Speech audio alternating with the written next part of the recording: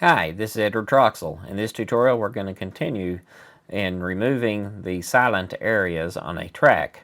So far we've been able to determine the silent areas, we've looked at the volume levels, we've added regions around the silent areas and adjusted an offset to make sure that we're in the correct place.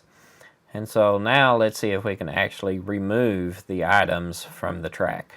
Going back to our main code here, one of the things that we have to do is we need to know what track are we on.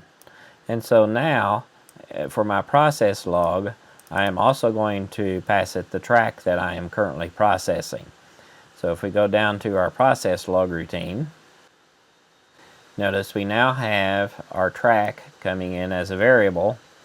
And then when I am processing a segment, once again I need to know what track it is on, so I am passing that track to that segment and passing that track to the segment. And then down here in my process segment, I am pulling that track in and we will be using that track. Okay, now the part that is changing is right here. If our region length is greater than our minimum length, previously we were simply adding the region as that is indicating here. I'm going to delete that, and now we're going to do a couple of other things. First thing I'm going to do is just go through each event on that track. Then, if the event start is less than my start time code, but my event end is greater than the start time code, I want to split that event at that start time code. So to get the split in the correct place, I split it at the start time code minus the event start. Then I want to do the same thing for the ending. If my event start is less than the end time code and my event end is greater than the end time code, then once again I want to split, and we're going to do the end time code minus the start.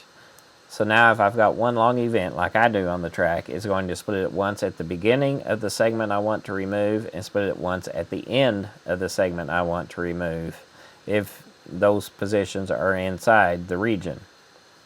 After I have the splits made, I'm going to go through my list of events backwards. So I'm going to get me a variable I, which is myTrack.events.count minus 1. As long as I is greater than or equal to 1, I'm going to subtract 1 from it, and that's going to be my loop. Now I'm going to get my track event, which will be my ith event on the timeline. And then if the event.start is greater than or equal to the start time code, and the event.end is less than or equal to the end time code, then that's an event that I want to remove. This will actually let me remove multiple events if they were set up where I had a bunch of events on that track as well, and multiple ones fell inside that same region. So now I just remove that event from the track. Now let's see how this works. So now we can see all this area here was removed, this was removed, this was removed, so forth, and this was removed, but you can see where our region that it created here is. We have a slight problem, and if I zoom in tight here, we'll see we actually have a piece of audio that is basically 0 seconds long left on the timeline because our ending was right over here, and that's where we split it, but it was this long. So let's see what we can do to fix that. What I'm going to do is come back up here to this process, and where I'm doing the very end, I'm going to make sure that it goes to the very end. So instead of picking quiet end here like we were before, what I'm going to do is take my Vegas.project.length and go ahead and add the offset to it, because I'm going to subtract the offset back off. And that should get rid of everything else on that track. So let's save this, run it again.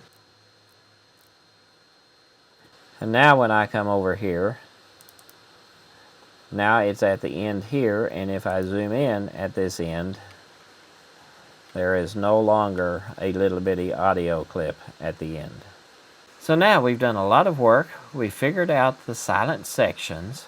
We're actually removing the silent sections now, but it still is not a really workable application because normally we would have multiple audio tracks and multiple video tracks, and we would want to process each one of the audio tracks separately to remove the segments from each one of the audio tracks. And actually we probably would only want to do the selected audio tracks. So now we need to go through and add more code to determine which audio tracks are we going to do, and how do we make sure that we're only processing that one audio track. I'd like to hear your thoughts on that. How should we go about determining that we're only processing that one audio track? Because if I do a render, it's going to render all of the audio tracks. And so I needed to render just that one audio track, and we're going to have to do that for each audio track that needs to be processed. So give me your thoughts on that. Let me know what tutorials you'd like to see, and subscribe, and we'll see you in the next tutorial.